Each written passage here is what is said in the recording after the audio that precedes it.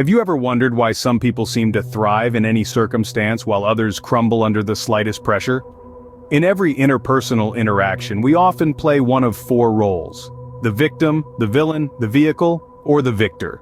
The victim seeks pity, the villain instigates, the vehicle is the event itself, and the victor triumphs over adversity. Intriguingly, a single person can embody multiple roles simultaneously. Understanding these roles will help you navigate your interactions and relationships more effectively. Let's dive into the first role, the victim. The victim is often perceived as powerless, frequently seeking sympathy and waiting for apologies that rarely come. This role manifests in various ways, for instance, in a person who consistently feels wronged or mistreated, or one who perpetually blames others for their misfortunes.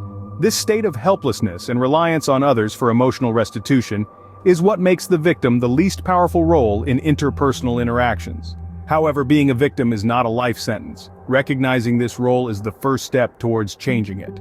Next up, the villain. Often misunderstood, the villain is not inherently evil. Rather, they are characters caught in a cycle of blaming others and avoiding responsibility. Picture someone who points fingers at everyone else, never pausing to reflect on their actions. This is the villain's signature move, the blame game. But it doesn't have to be this way. Just like the victim, the villain can change their narrative. It starts with acknowledgement and taking responsibility.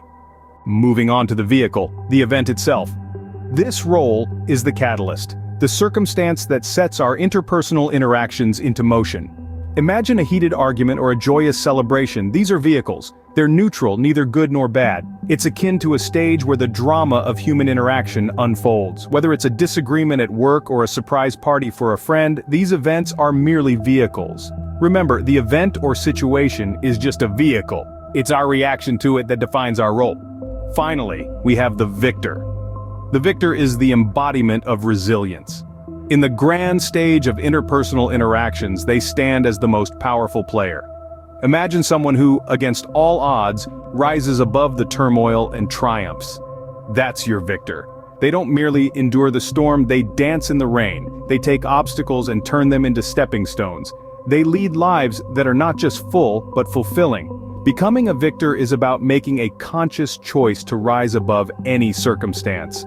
So how do we shift from victim or villain to victor? It's about self-awareness, recognizing our roles and situations, and taking responsibility. If you're playing the victim, acknowledge your feelings but don't let them control you. If you're the villain, reflect on your actions and make amends. Each role requires resilience, the ability to bounce back from adversity and grow. Remember, you have the power to choose your role in every situation. So will you remain a victim, a villain, or become the victor riding off into the sunset?